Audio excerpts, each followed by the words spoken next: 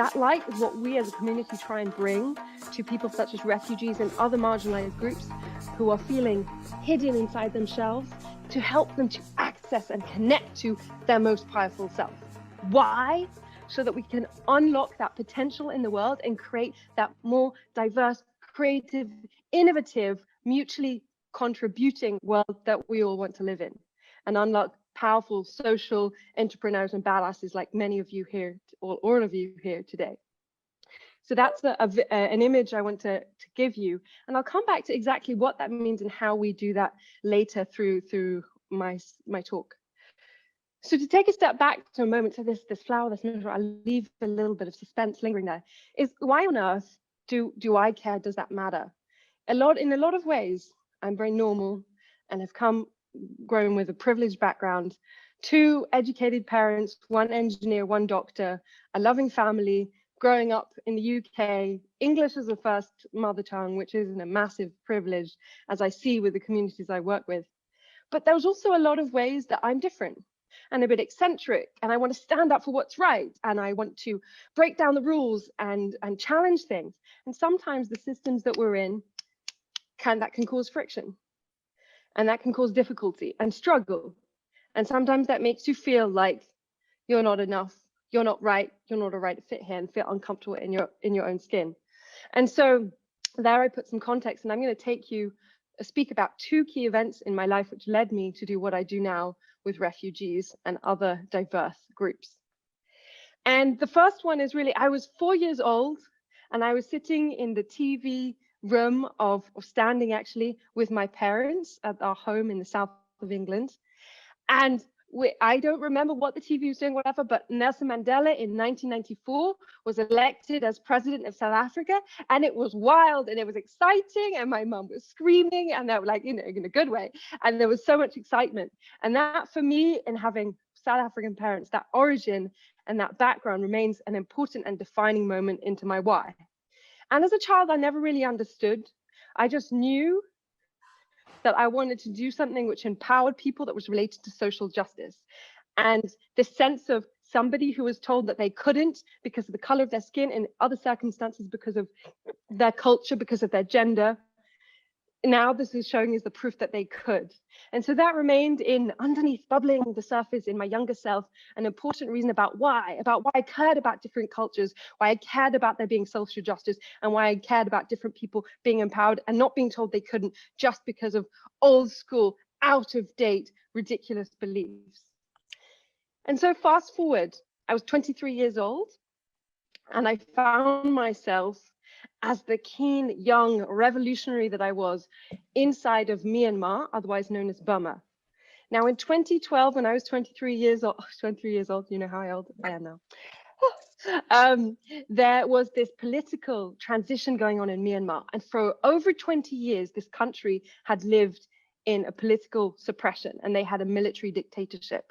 And in 2012, there was this amazing chemistry or energy that was happening in the country, where suddenly, after 21, 23 years, political prisoners were being released from prisons. And I was there, and I got an opportunity from a lady who took a chance on me and said, I was speaking passionately about wanting to work with the leader there, known as Aung San Suu Kyi, the lady. She said, why do you care so much? Why do you want to work with these people? And I said, well, Aung San Suu Kyi, the lady, means so much to me because she has faced very similar challenges to Nelson Mandela. Nelson in prison 27 years, her under house arrest for just a few years less. And I said, but on top of that, in addition to fighting for the future, the freedom of her country people, she's also a woman, even rarer in that space and in our world. And that then resulted in me working with political prisoners who'd spent 23 years in prison, when at that time I had spent 23 years living alive and free.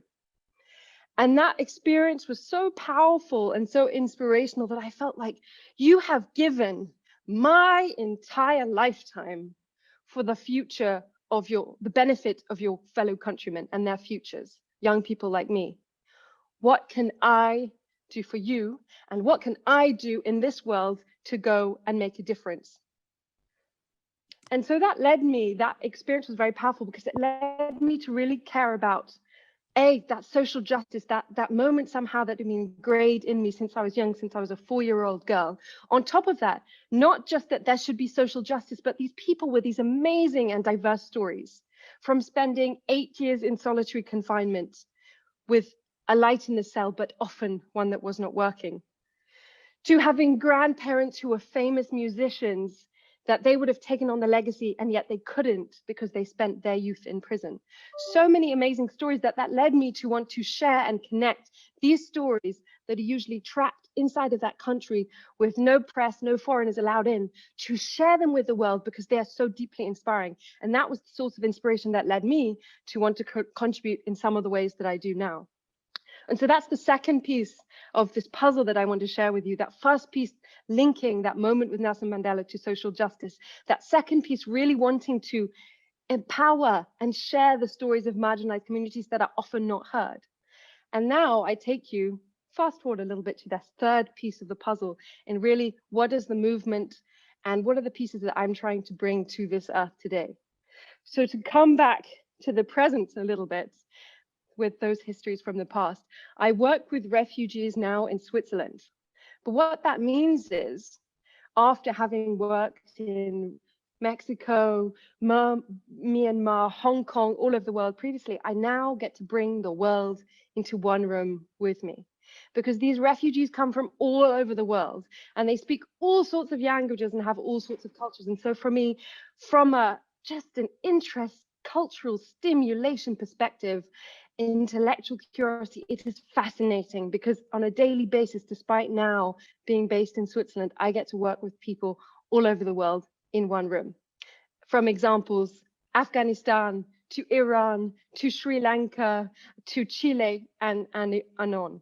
And so what we do with that community is first get them connect to the fact that they have a voice and they matter.